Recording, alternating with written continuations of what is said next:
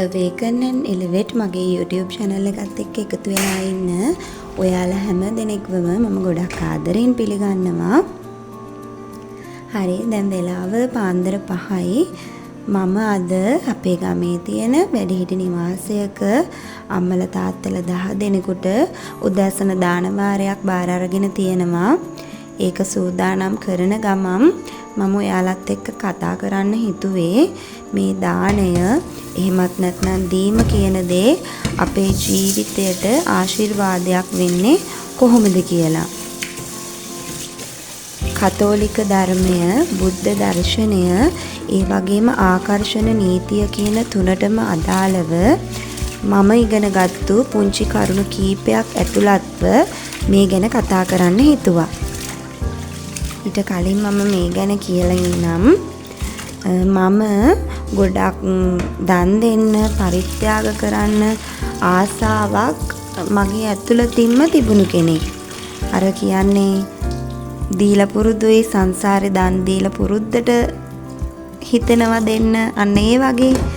ඉතින් ඒක එහෙම මන් ළඟ තිබුණා වුණාට දැනුවත්භාවයෙන්, අවබෝධයෙන් මගේ ජීවිතයට ඒ දෙන දෙයින් ආශිර්වාදයක් නැවත මා කරාම එන විදිහට දෙන්න මම ටික ටික පුරුදු කරන කෙනෙක්.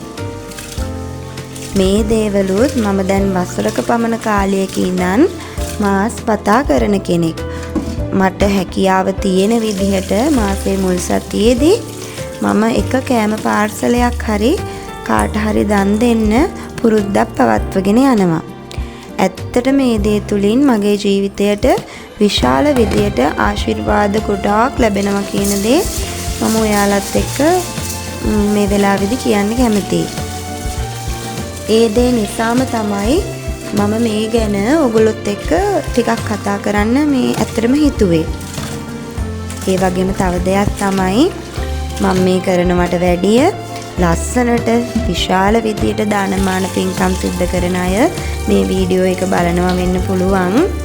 ඔයාලට මම ඔයාලගේ පින් සිතුවිලි වලට ඇත්ත වශයෙන්ම ගොඩාක් ගරු කරනවා කියලා මේ අවස්ථාවේදී කියන්න කැමතියි. ඔයාලගේ දානමාන පින්කම් ගැන විස්තර තියෙන ඒවා, ඔයාලා දන්න දේවල් මේක බලන අයට තවත් දැනගන්න කමෙන්ට් එකක් තියන්න කියලාත් මම ආදරෙන් මතක් කරනවා.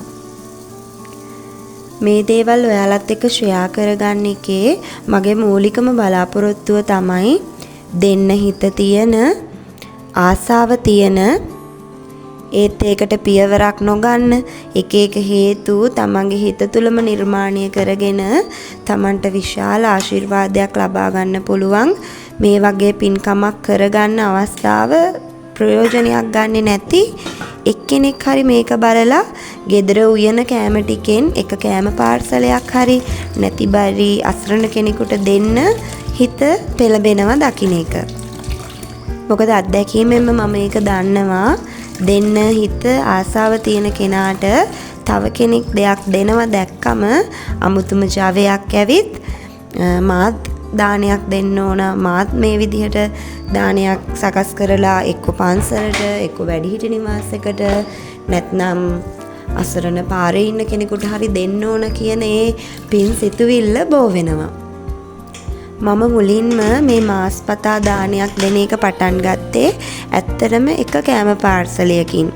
හැබැයි මම මේ කෑම පාර්සලය දෙන දාට හිතාමතාම මේ දානය වෙනුවෙන්මයි අද මම උයන්නේ කියන සූදානමින් කෑම ටික සකස් කරලා ලස්සනට පිළිවෙලට ඒක පාර්සලයක් ක්ලෑසි කරගෙන අතුරුපසක් විදියට එක්ක කෙසෙල් ගෙඩියක්, යෝගට් එකක් වගේ දෙයක් එක්ක වතුර බෝතලයකුත් එකතු කරලා බොහොම ලස්සනට පිළිවෙලට හරිම ආසාවෙන් තමයි මම එදාට ඒ දේ දෙන්නේ. ඉතින් මම ඔයාට කියනවා එහෙම දවසක් තියාගන්න. එක්කම හැම මාසෙම පළවෙනිදාට මම කෑම එකක් දෙනවා කාට හරි කියලා. නැත්නම් හැම මාසෙකම මම මුල් සතියේ මේ විදියට මම දානයක් ලෑස්ති කරලා වත් මුල් 2-3ක් මම ඔෆිස් යන ගමන් මම බබාව ගන්න, බබාව ඉස්කෝලෙන් ගන්න, එහෙම ඔගොල්ලෝ පාරට යනවා නම් මම ඒ ගමම මේ කෑම එකක් අරගෙන ගිහිල්ලා මෙහෙම අසරණ කෙනෙකුට දෙනවා කියලා ඔයා ඉස්සෙල්ලාම පිළිවෙලක් හදාගන්න. දිනයක් හිතලා, දවසක් හිතලා දැන් ඔයා ඔෆිස් යන කෙනෙක් නම් ඔයාට පුළුවන් කෑම එකක් ලෑස්ති කරගෙන ඔයාගේ බෑග් එකේ දාගෙන යන ගම ඒ යන අතරමඟ ඔයාට හමු වෙන අසරණ කෙනෙකුට ඒ කෑම පාර්සලය දෙන්න. ඒ වගේම ඔයා බබාලා ඉස්කෝලෙන් ගන්න යන අම්මා කෙනෙක් නම් ඔයාට පුළුවන් ඔයාට උයලා කරලා ඒ කෑම එකත් ලෑස්ති කරගෙන ඔයාගේ බබාව ගන්න යනකොට ඒ අතරමඟ ඉන්න අසරණ කෙනෙකුට ඒ කෑම එක දෙන්න. එහෙම නැත්නම් ඔයා මාස්පතා බඩු ගේන කෙනෙක් නම් ගෙදරට මාසෙකට සරිලන්න ඔයාට පුළුවන් ඒ බඩු ටික අද ගෙනාව නම් ඊට පහුවෙනිදට මම මේ දාණය දෙනවා කියලා තීරණය කරන්න. ඒක මම කරන විදිහ මම මාසෙට බඩු ගෙනාවට පස්සේ ඊළඟට එදා ඊට පහුවෙනිදම හරි ඒ ළඟම දවසක මට පුළුවන් වෙන ළඟම දවසක මම මේ දේ කරනවා.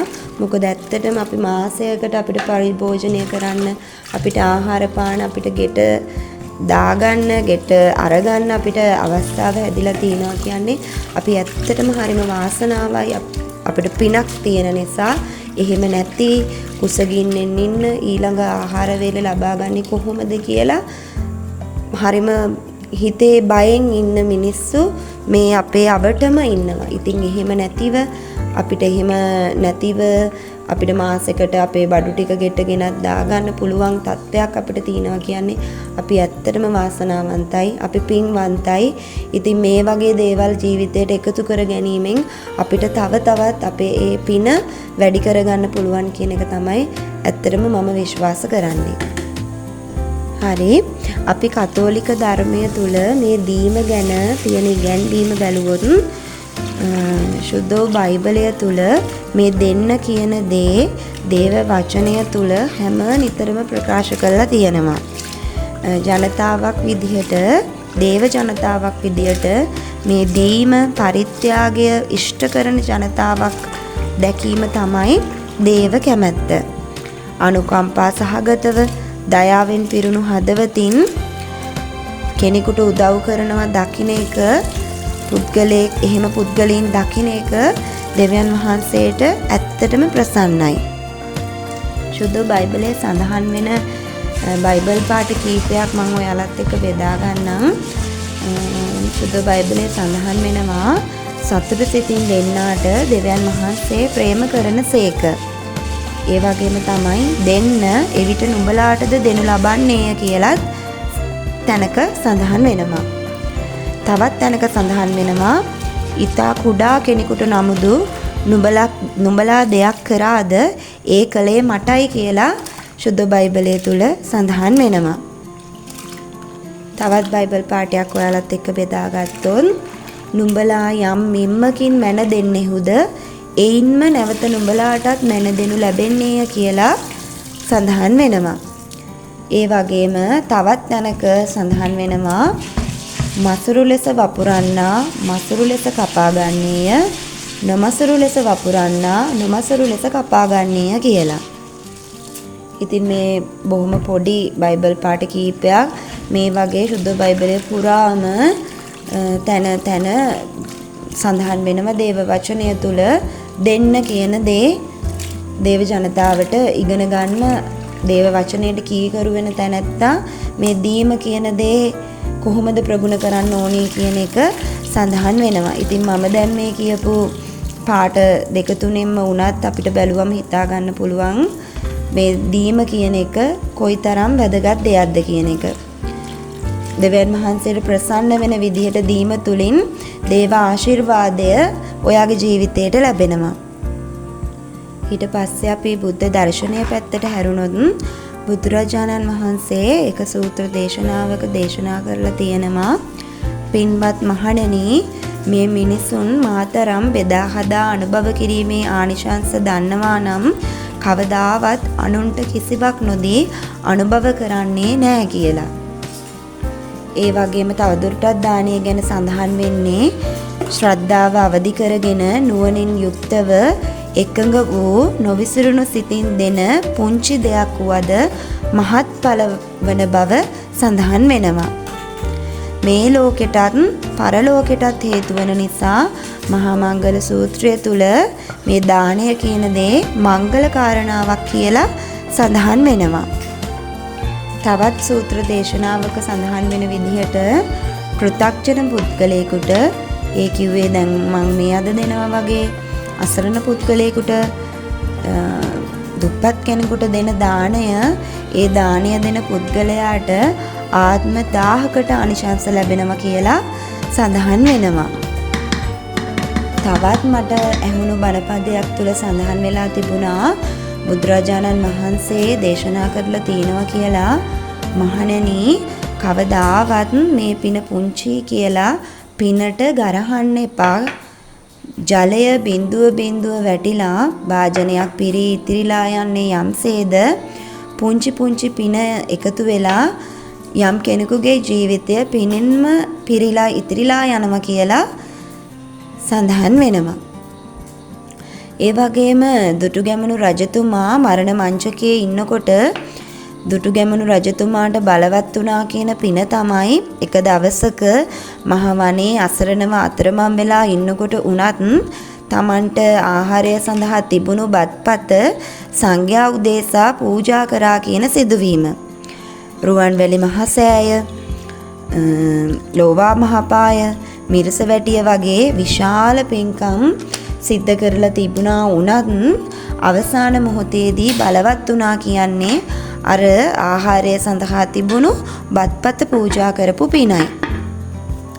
ඉතින් බුද්ධ දේශනාව තුළ මේ දානයේ ආනිශංස ගැන හොඳට පැහැදිලි කිරීම කරන ලස්සන ධර්ම දේශනාවන් තියෙනවා. ඉඩ තියෙන වෙලේට පොඩ්ඩක් අහලා බලන්නකෝ.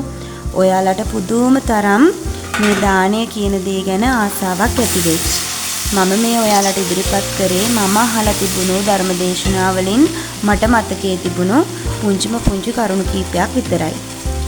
එතකොට අපි ආකර්ෂණ නීතියට අනුව මේ දානය කොහොමද අපේ ජීවිතයට පොසිටිව් විදියට බලපාන්නේ කියලා සරලව බැලුවොත් මේ what you give you receive ඔබ දෙන දේ ඔබටම ලැබේ කියන දේ ආකර්ෂණ නීතිය වගේම ආත්මීය ධර්මයන්ගේ මූලිකම තත්ත්වයක්.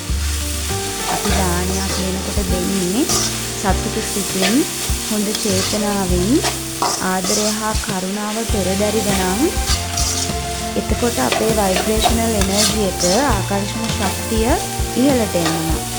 නිතර උදව් කිරීමට හුරු වුණු අයෙක් වෙනකොට එයාගේ මානසිකත්වය එයාගේ වටපිටාව හරිම සංසුන් එකක් වෙනවා. අනිත් දේ තමයි ඔයා දෙයක් දෙන කෙනෙක් වෙනකොට මට තියෙනවා ඒ නිසා මම දෙනවා කියන සිතුවිල්ලෙන් තමයි ඔයා ඒ දේ කරන්න ඕන.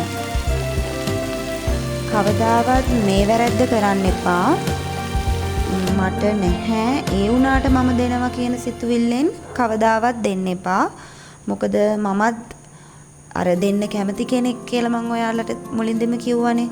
එතකොට කාලයක් තිබුණා මම දෙන්න ආස නිසා සමහර වෙලාවට මම අමාරුවෙන් අපහසුවෙන් හරි හැබැයි මම සතුටින් දෙන්නේ. නමුත් මගේ මනස වැඩ කරනවා මට නැති වුණත් මම දෙනවා කියන සිතුවිල්ල. ඒක හරිම වැරදි. ඒ සිතුවිල්ලෙන් අපි මාරු වෙන්න ඕන. තව කෙනෙක්ට දෙයක් දෙන්න තරම් මට හැකියාව තියෙනවා. ඒ නිසා මම දෙනවා කියන සිතුවිල්ලට. එතකොට ඔයාගේ මනස තුල නිර්මාණය වෙන්නේ බහුලත්ව මානසිකත්වය. තව තවත් ආශිර්වාද සම්පත් ඔයා කරා ළඟා වෙන්න මේ බහුලත්ව මානසිකත්වය කියන එක ඔයාට උදව් වෙනවා. අපිට උසස් වෙන්න ජීවිතයට ආශිර්වාද ළඟා කරගන්න මේ බහුලත්ව මානසිකත්වය කියන දේ තමයි ප්‍රධානම අංගයක් වෙන්නේ. ඉතින් මේ දීම තුලින් ඔයාට ලැබෙන ලාභය තමයි ඒ. ඉතින් කොයි වෙලේකවත් ඔයාට කරන්න පුළුවන් දේ පුංචි කියලා නොකර ඉන්න එපා. හොඳින් හිතුවොත් මේ බහුලත්ව මානසිකත්වය ගොඩනගා ගන්න එක බොහොම පහසු දෙයක්. මට තියෙනවා ඒ නිසා මම දෙනවා. තව තවත් මේ විදියට අනෙක් අයට දෙන්න අවස්ථාවන් මට උදා වෙනවා කියන සිතුවිල්ල හැම නිතරම ඔයාගේ හිතේ තියාගන්න. අහලා තියෙනවනේ ඉතින් ඉස්සර ඉඳන්ම කියන කතාව අපි වපුරන දේ අපි නෙලනවා කියන එක. ඉතින් හොඳින් මතක තියාගන්න අපි වපුරන දේ අපි නැවත නෙලන්නේ ගුණණය වෙලා. අපි වී මිටක් වැපරුවොත් අපි නෙලන්නේ වී මිටියක්. අපි එක අඹ ඇටයක් පැල කරොත් අපි නෙලන්නේ අඹ ගෙඩි 100 ගණනක්. ඒක තමයි ඇත්ත සත්‍ය. හැම වෙලේම සතුටු සිතින් එකඟ කරගත්තු සිතින් කොයිතරම් ලාභයක්ද මම මේ එකතු කරගන්නේ කියන අවබෝධයෙන් ඔයා කතෝලික කෙනෙක් නම් දෙවියන් වහන්සේ මම මේ කරන දේ ගැන මා ගැන ප්‍රසන්නයි කියන සිතුවිල්ලෙන් හැකි පමණ දන් දෙන්න. දීම සහ ලැබීම කියන්නේ එකම තරාදියේ දෙපැත්ත වගේ. ඔයාලා සනත්ගමගේ මහත්තයාගේ වීඩියෝස් බලන කෙනෙක් නම් එතුමා කියන ලස්සන කතාවක් තියෙනවා. දෙන්න ලැබෙනවා, දෙන තරමට ලැබෙනවා. මේ වීඩියෝ එක ගැන ඔයාලගේ අදහස් පල්ලෙහින් කමෙන්ට් කරන් යන්න.